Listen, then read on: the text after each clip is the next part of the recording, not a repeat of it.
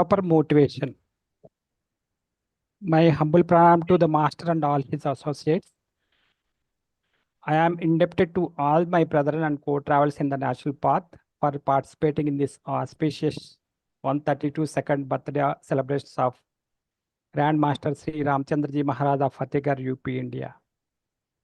The study and practice of the natural path is extremely beneficial and useful because in general, all the goodness of human life and all of the ability within the context of human life actually benefit others and affect others in a positive way.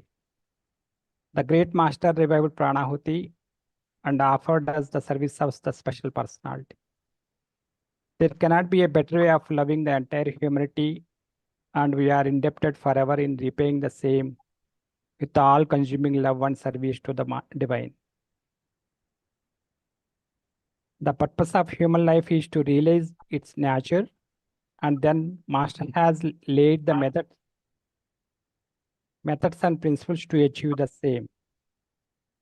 We know that the genetic code of any healthy organization is to have the purpose and principle clearly understood, articulated, and commonly shared. We have, over the decade, proved to ourselves by holding the purpose and principles in common that we can dispense with the hierarchy of the command and control.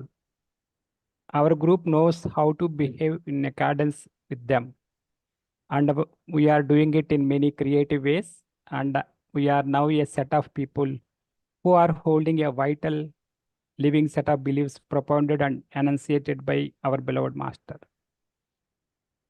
We are fully conscious of the role of Pranahuti, and we are trying our best to prove the claims of the master that his method is effective, less time consuming, and efficient. It is well known that as long as the followers of the way hold regular and frequent assemblies in harmony, they may be expected to prosper and not decline.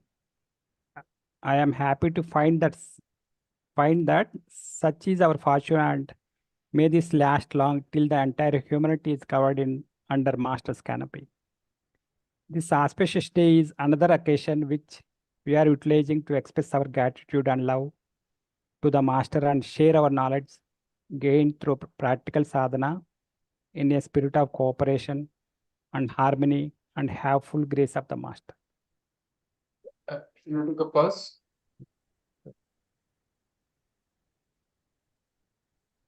I think he is exhorting us to have frequent assemblies so that we come together in harmony and progress in our spiritual path and spread the message as well.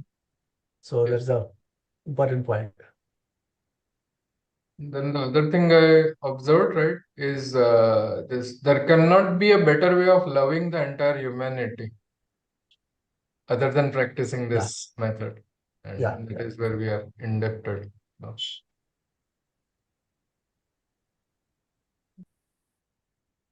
Brother.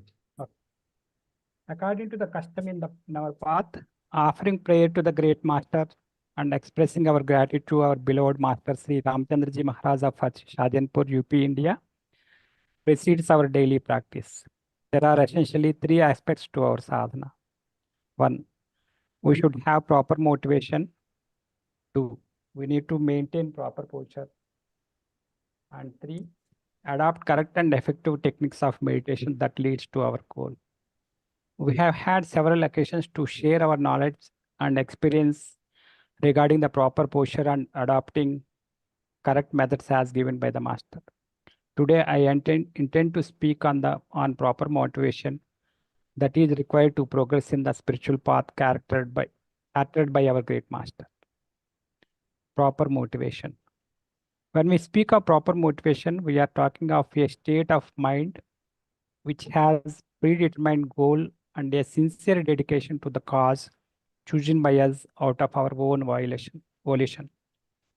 Now we have all entered the gate of the natural path, and that ensures we do not have any negative motivation. We are very fortunate to have the motivation we do have to practice the path. But at the same time, Because we are ordinary household people, at times our motivation may become somewhat impure.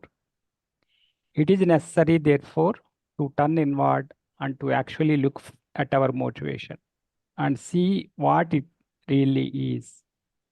If our motivation is good and genuine one, then we should delight in that and expand the same further. But if we find that our motivation is a negative one, is based on a fixation on a self and so on, then we have to simply ignore and generate a pure motivation. This is a great technique that Master has given us when he advised us to ignore all the thoughts other than the pure one, which we have chosen to meditate upon. We thus generate pure motivation. This aspect of letting go the various thoughts that arise in us, which affect our pure motivation, was sought to be tackled in a similar manner by many other methods also. There in this method, a hidden assumption that as the oneness is realized, the inappropriateness of the concepts that were dictating our mode of action and thinking processes will become apparent would fall away. But we know that this assumption is not true, and our persistent efforts in meditation and cleaning methods adopted by us have helped us little in this regard. We understand that it is easy to lose weight than will away unwanted memories, attachments, and self-concepts. Even when we see these mostly subconscious self-concepts as counterproductive and fallacies, dissolving them have not been automatic because these self-concepts lie in subconscious plane of the mind. The subconscious mind, it is now accepted lens or associates situations, actions, and outcome in one exposure, but under ordinary circumstances does not forget them or unlearn them even as the right protected computer memory. The need for pranahuti then becomes more evident as our daily practice and experience suggests. But the subconscious holds within its bosom the pitfalls to grace. As a threat of environment which is ever polluting the mental sphere becomes very obvious, we tend to seek seclusion, and most of the meditators would have chosen the path of renunciation. But for the effect of pranahuti, which informs every time the influx is had, that there is essentially integrating and cohesive background behind all our apparently existing separate individual entities. The clarity regarding the goal to be achieved makes us maintain the pure motivation that is essential for success in sadhana. Shall we take a pause? Yeah.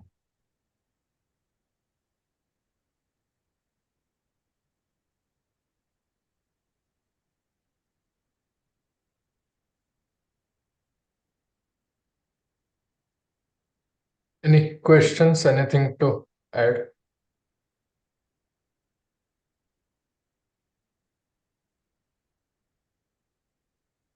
The main thing is it takes time to come out of our concepts and the preconceived notions which have been deep into our subconscious.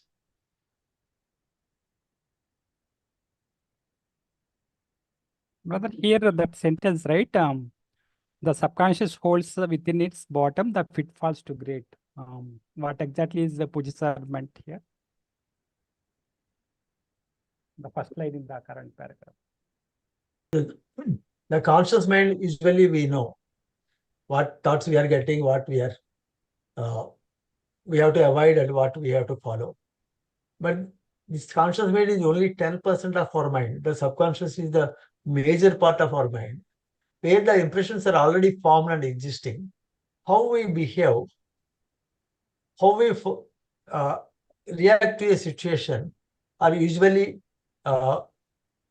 molded by the subconscious mind, because these are the impressions that were already there existing in our subconscious mind during our lifetime or the previous births. So this is the one which molds our living. So we have to be conscious about the subconscious mind, the thoughts that are coming up during our meditation and otherwise as well. And without knowing, we usually react to the commands of the subconscious mind.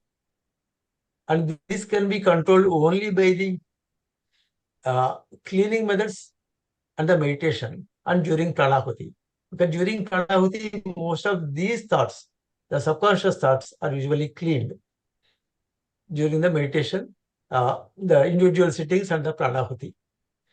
So that is the one which he wants to highlight here, because it holds within its bosom the pitfalls to grace. Because we consciously want to progress, we want to meditate, we want to dedicate our life to the goal of life. But the subconscious mind is the one which prevents us. It tries to divert us, because it tries to give us wrong commands to our behavior. So that is the one which he wants to highlight here. We get so many inputs from the environment, from the our conditioning from since the birth, and how we get from our associates in various what you say fields of life, because from your school, college, workspace, and your family and your society, the way the area you are living, all these things, they usually give so many inputs. So that is the one which he is trying to highlight here. Okay, Anything, sir. Dharmesha? Got it. Yes, Thank you. yeah, thank you. Yeah, I mean, I got confused because the pitfalls is somewhat in a two tone, right? That's why. So now when we consciously generate a pure motivation, initially it may seem as though we are faking something, but in the long term, we understand that we are not really faking anything, because by intentionally cultivating this technique, gradually it becomes real and very much part of ours. And here, by pure motivation, we mean the attitude that we are doing the practice of the natural path in order to benefit all beings. Because we possess the beginningless habit of fixation on the self, it is natural for us, as far as our motivation goes, to desire our own happiness and our own benefit as our primary wish or goal. This is not bad. It is just a small-minded or petty motivation. The small scope of this wish is to benefit only ourselves, which is of self-centeredness, and is in no way helpful for the development beyond into the realms of cosmic and paracosmic consciousnesses, not to speak of the ultimate consciousness. Even if we were to suffer this defect in our motivation and recognize it as such, again we need to ignore this and let go of self-obsessive quality of it and generate the intention that what we are doing is of benefit to all beings. This motivation of wishing to practice and study in order to benefit all beings without exception is a type of mind that is required to practice the special technique of meditation on the point A. Without its purity of intention and motivation, it will be futile to meditate on the point A. The path to the awakened mind. Those of us who try to do this meditation mechanically and as a matter of routine get frustrated because of this very reason. That is one of the reasons why many aspirants choose to ignore this most notable aspect of our sadhana, which is point A meditation. And this type of mind has two characteristics. The first is that it has compassion directed to all the beings, which is to say that our intention is to benefit all beings. The second characteristic is that this mind has the intelligence or wisdom to know that The use of this means is to benefit all beings for not merely a temporary benefit, but for their ultimate liberation or their ultimate freedom. Praying to relief from suffering and miseries of a person or group of persons then becomes very subsidiary and secondary goal to the noble idea that all are developing true love and devotion to the master, given to us by the master in this method. If any meaningful evaluation towards a global consciousness or transformation of human beings into divine stature should happen, first and foremost service we can do consciously is to participate by following this method with sincerity and devotion. Will you take a pause? Yeah.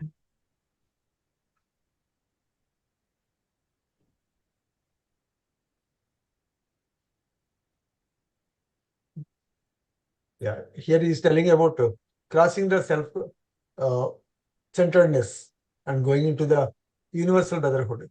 Here he means to say universal brotherhood is not limited to a particular group of persons. It is for the whole humanity. You are thinking of the good, so that they all get motivated and liberated from this cycle of life and death, birth and death. So that is what he wants us to practice. As long as we are self-centered, it may benefit us to some extent, but it does not benefit at all. It does not completely benefit us even, because our goal is to become one with the universal consciousness. So when you try to become one with the universal consciousness, your thoughts cannot be self-centered. They have to go beyond that and include all humanity. Not only humanity, all living beings and non-living beings also. So that is the universal consciousness. Because even inanimate things also have a consciousness. So you are including the whole universe into your consciousness. That means you are expanding into that. That is what he means to say. And for this, the point A meditation is the one which certainly is a means to do that. And it has to be done with understanding and with the real meaning in the thought. Otherwise, doing it ritually is of no use. That's what Sir wants to say. Dharmesh? Whenever I read this chapter, I hear to it, right, the sentence, right, that we are doing this practice for the benefit of all beings. That just resounds in my ears so much that the motivation changes, because time to time I get into like, okay, self progress or the just for ours, myself, I'm doing the practice. But as I read this from time to time, it just changes the perception and then the broader goal. And that is where the motivation increases. So that really helps. Yeah. Yeah. The point is that brotherhood is not limited. It is inclusive. It is not exclusive. So many organizations or societies have a brotherhood of a exclusive nature. That is not what Master wants. And he is the master for the whole universe, not only for our organization or some other organization, or for our religion or some other religion, for our country or some other country. No, it is for the whole universe. That is what we need to understand and believe and practice. And just one more thing observed, right? It is like we tend to pray for the relief from sufferings and miseries of the persons or a group of persons. Right. But the main thing is to pray for the ultimate liberation or the ultimate freedom of everyone. All the people, all the people. So rather than praying for the relief from sufferings, we should pray for the global consciousness, evolution of a global consciousness. Parahitam is basically that only. Para is the other person, one meaning, and the para is the ultimate being. So what is hitam for the ultimate being is praying for the liberation of everyone. So that is the actual parahitam. From our past background or from the social settings, we have the different notions of parahita, right? And this is where we need to change that notion towards the ultimate liberation of everyone. So.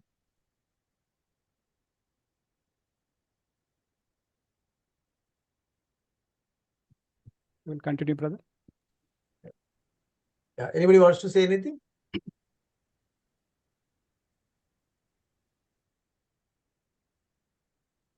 You will continue, sir.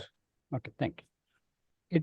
It becomes thus very clear that we aim at possessing this impartial compassion and this intelligence or wisdom. This motivation is the pivot for understanding the natural path of our master in the real sense of the term.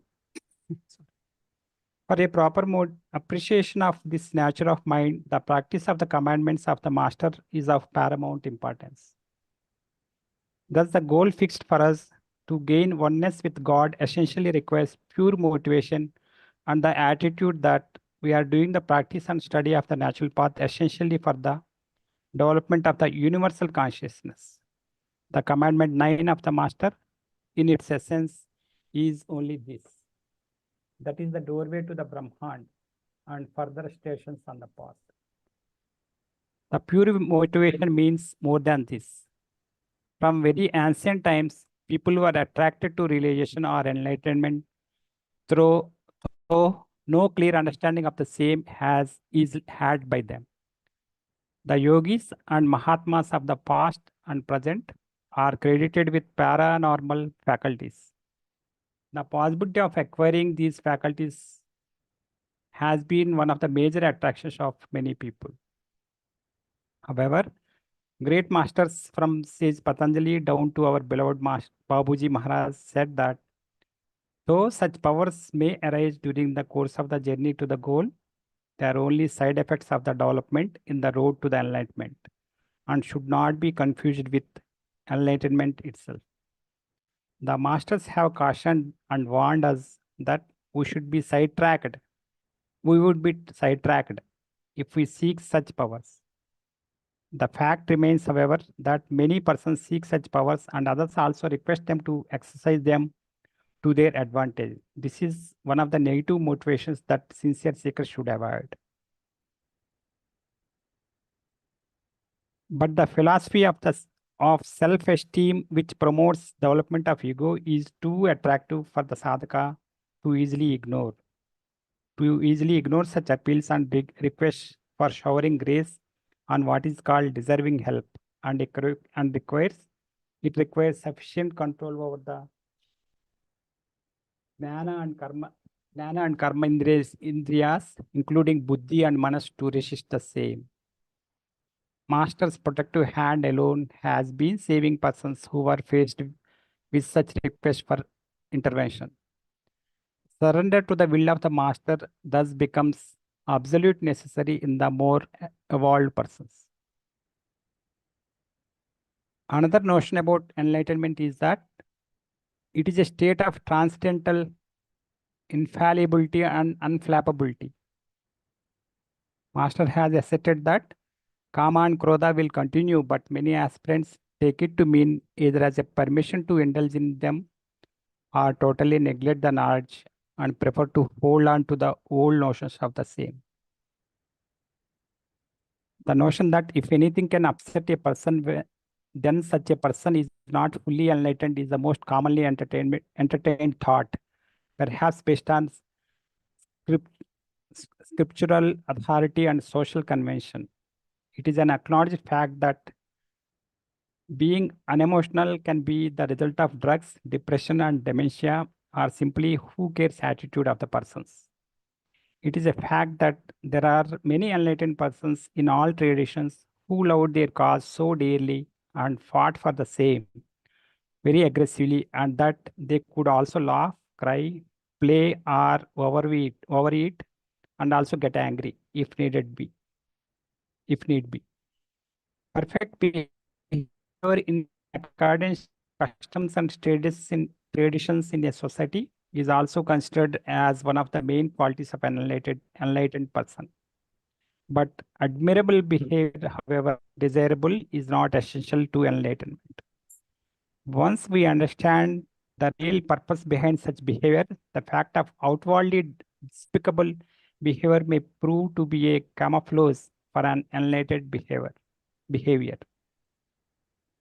There are, in fact, many traditions in spirituality where the masters act as harsh and irascible taskmasters. To set a case, once a disciple offered a cup of tea to his master. The master had 2 or 3 sips of the same and threw the remaining on the disciple. When the disciple looked amazed at this unconventional and rude behavior, the master remarked, "You think that tea is good for my stomach and consider it dirt for your attire? I do not here promote to any bad conduct, but only I am stressing the fact that good conduct is not a part of the enlightenment." Then questions like why master has a hookah or Sri Krishna spoke lies and was known for unconventional ways of behavior, or how Balarama could be godly when he is a known drunkard, would not arise the moment we accept their spiritual supremacy and masterhood. Also, you will be able to be kind to yourself when any such lapse occurs, and then continue with positive motivation. We need to know and acknowledge that we are not products of sin, as some religions would try to convince us. Master says categorically in his message in 1970 that we are pure by birth because we descended from purity. Yeah, should we take a pause?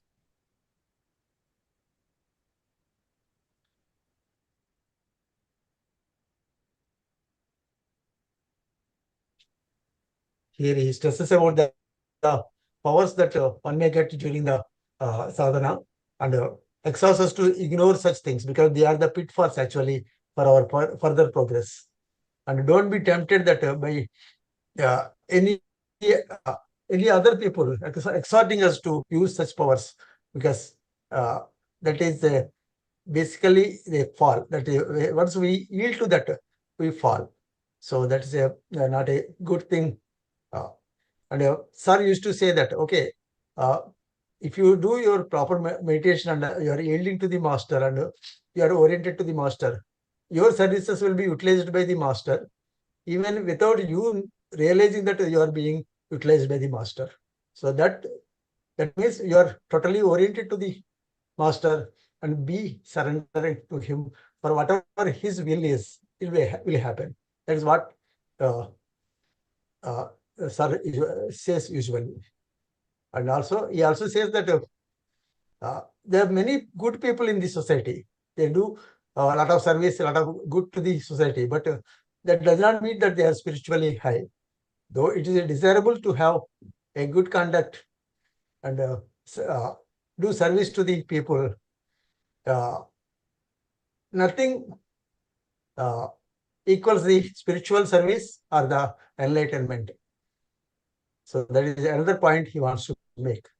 So even Varadacharya also says that working in the hospitals, prisons, and sanatoriums is not a spiritual service.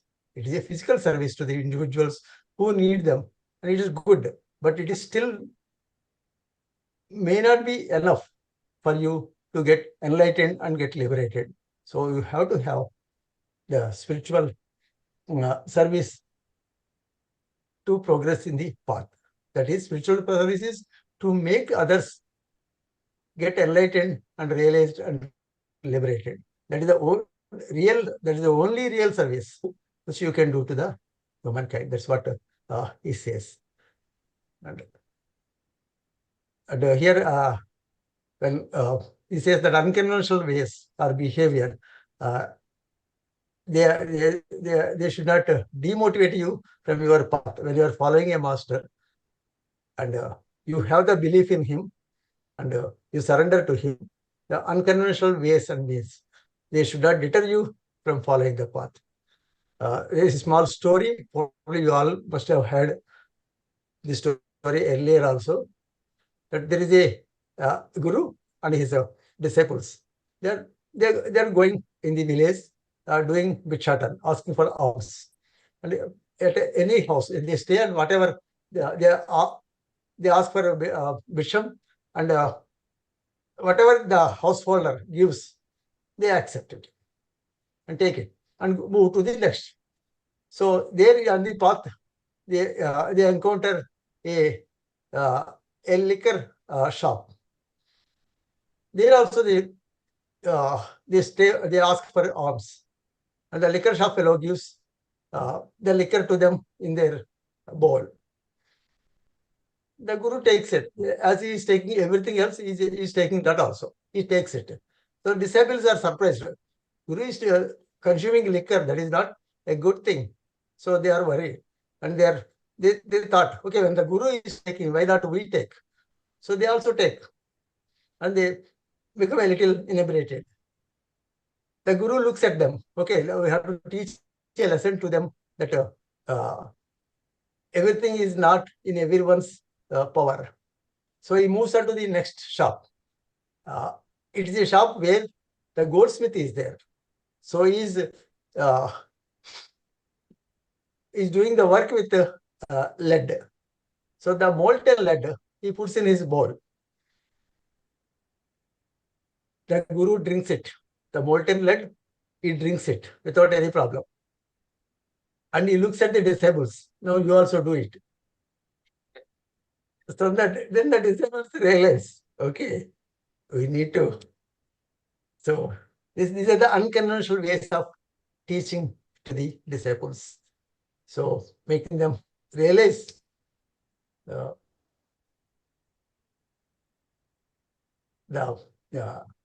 proper etiquette. And that's why they say, you always follow what the Guru says, not what the Guru does. That is in the spirituality, that is what people say. Okay, the Guru tells you to do something for your benefit, for your level of understanding, for your level of evolution. So what he does is at his level of evolution, he is doing that. So you cannot compare. So that's what unconventional means. Okay. So this is a small story I remember. You may have heard it earlier also. Oh, that's a good one. Yeah. People tend to use that as an excuse, right? That, yeah, these great people used to do that, and then that's why Babuji is having hookah, so why not we have? Or if the Balrama is a drunkard, so why not we drink? So those things, are a no. Okay, right. And the hookah, there is also a story in the spirituality book, right? That someone tells Babuji Maharaj that you're so advanced, why are you having a hookah? He said that you are a good boy, you are not having hookah, so you are better suited. So plus, first come up to my level, and then I will leave it. That's true. Yeah. Okay. Sometimes they use it as a camouflage, and sometimes they use it as a little attachment to the earthly world, so that because they are so pure, if they don't have any little attachment to this world, they may go away.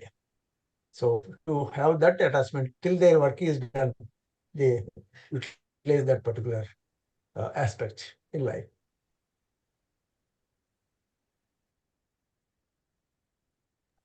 Please continue, sir. Enlightenment is not any of these or all of these, and we should understand that many notions about the same affect us to maintain pure motivation to do our sadhana. Enlightenment or realization is discovering our true and real nature and become the real man.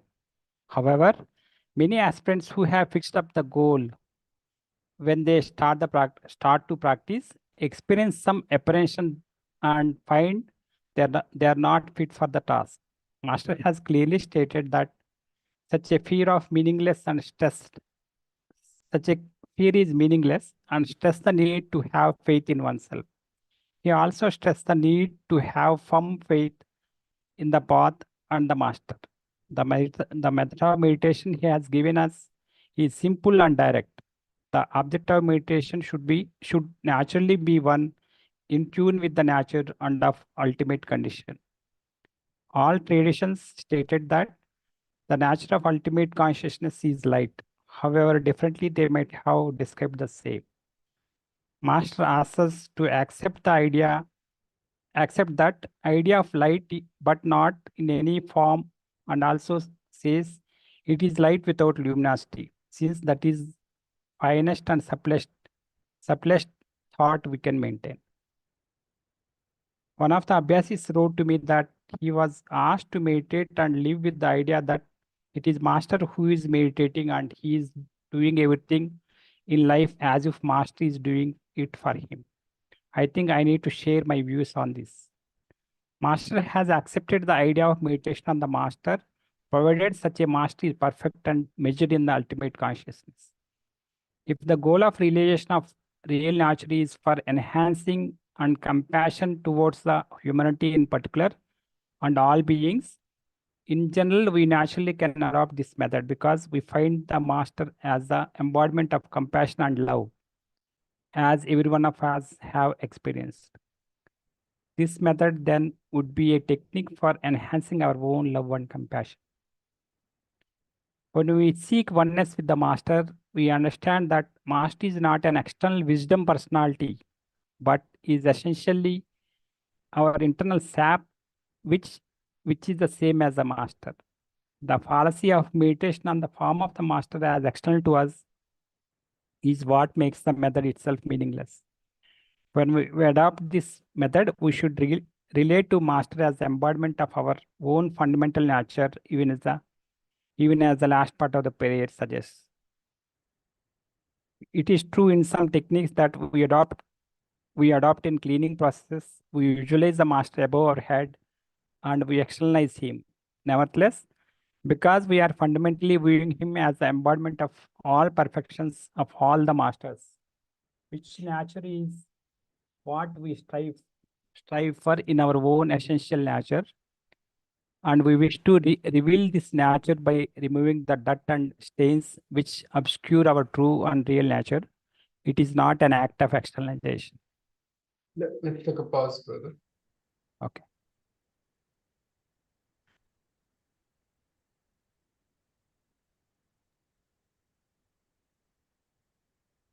Yeah, this is the essence of our meditation, because you are asked to meditate on the light without luminosity in our heart.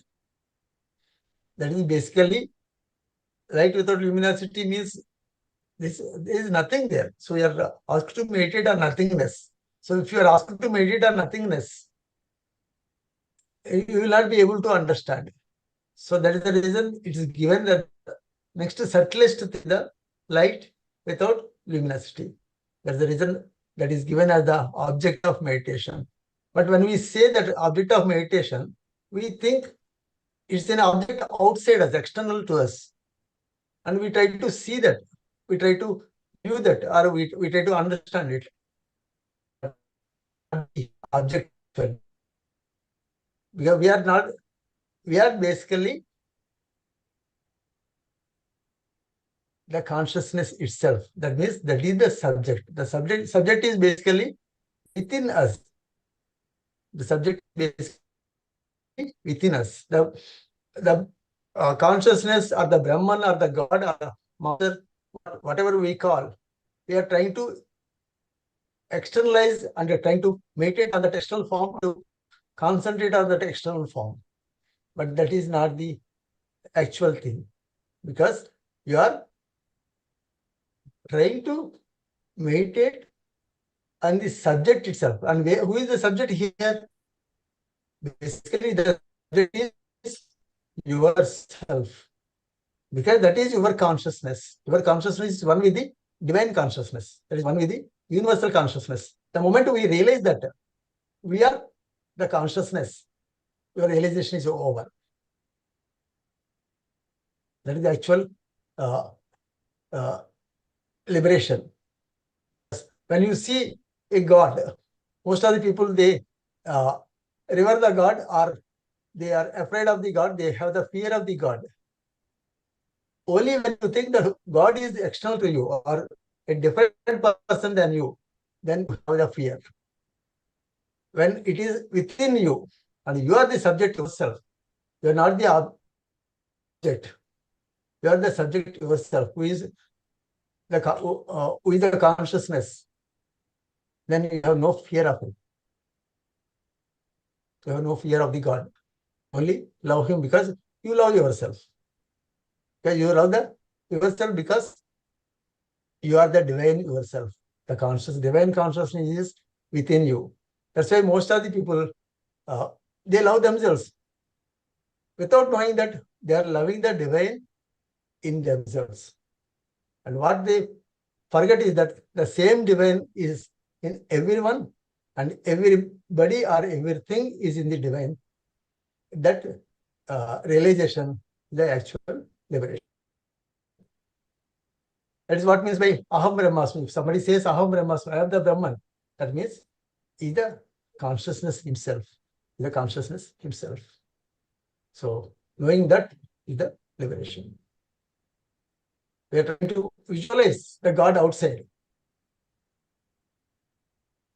And we do the puja and everything to the outside. We are afraid of, if we don't do that, the God will punish us. So, but where is the punishment? The punishment is within you only. You are punishing yourself because you have not done a correct thing. You have done a wrong thing.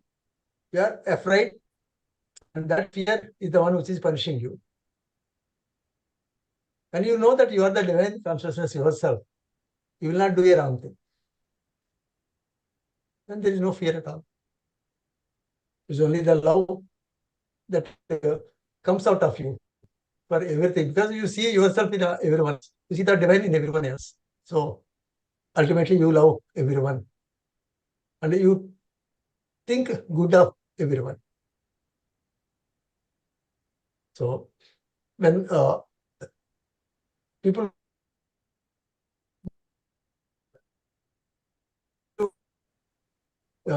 give the sittings and introduce them, anybody who comes to him. When people said this fellow is not a good fellow, this fellow has so many vices, is a person who has a bad character, Master used to tell them, no, I don't see any of those things in them. I see only the divine in them. I'm trying to invoke the divine in them. So that's what he used to say. So that's what this oneness with the Master means. Dharmesh, any more comment on it? Any questions? Because this is important, very important things. So yeah. Any questions? Anyone?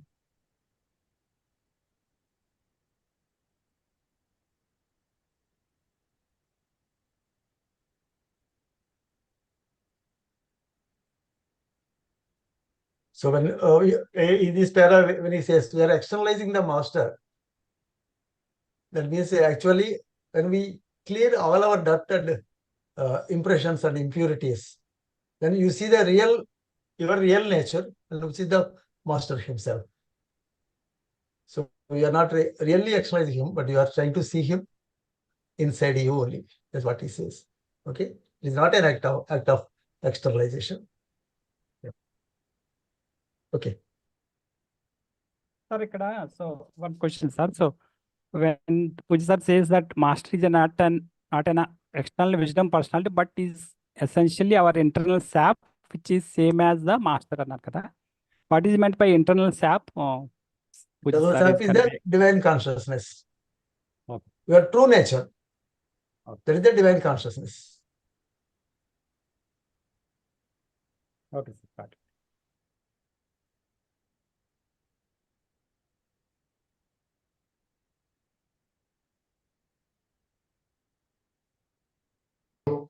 Continue, or do we want to take a pause here and continue next time? It's already 12, I think. So I think we can continue next week. Okay, yeah, fine. Because it will be at least another half an hour. So yeah, Yeah, I think let's this is a good pause in terms of contemplating that are we looking at externalizing master or we are looking at internalizing? Internalizing the master, yeah. So Okay. you have to internalize the master and see in yourself. Right. Okay. So yeah. Namaste. See you next week. Namaste. Okay.